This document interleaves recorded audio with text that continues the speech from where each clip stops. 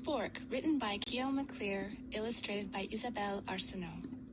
Spork was neither spoon nor fork, but a bit of both. He had a mum and a dad who both thought he was perfect, just the way he was. But Spork stuck out. In his kitchen, forks were forks and spoons were spoons. Cutlery customs were followed closely. Mixing was uncommon.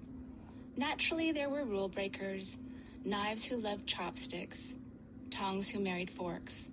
But such families were unusual. One day, after the billionth time he was asked, "What are you anyway?" and the zillionth time he was passed over when the table was being set, Spork sighed and thought, it must be easier to be a single thing, and he decided he'd try to pick just one thing to be. He thought he should start by fixing his head. He put on a bowler hat to look more spoonish, but the forks thought he was too round. Then he made a paper crown to look more forkish, but the spoons thought he was too pointy. Spork wondered if there were other lonely creatures out there with no matching kind, who never got chosen to be at the table.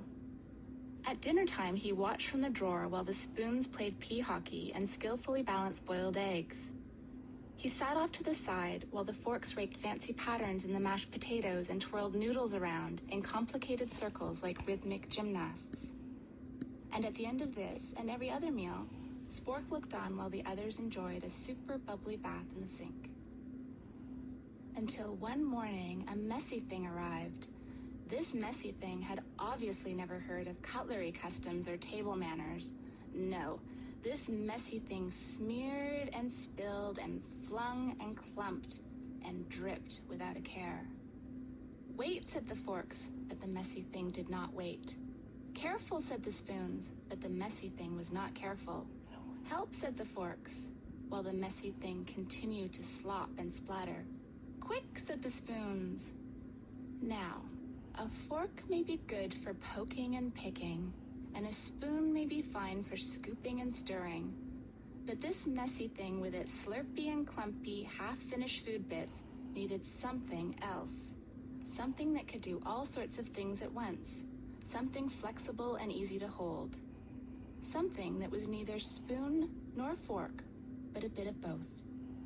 That's when Spork landed. The messy thing saw Spork and immediately stopped and gurgled.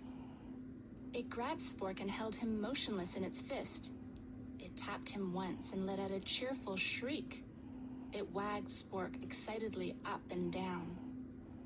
And that's how Spork finally and happily found his way to the table. Just a bit round, just a bit pointy, just right.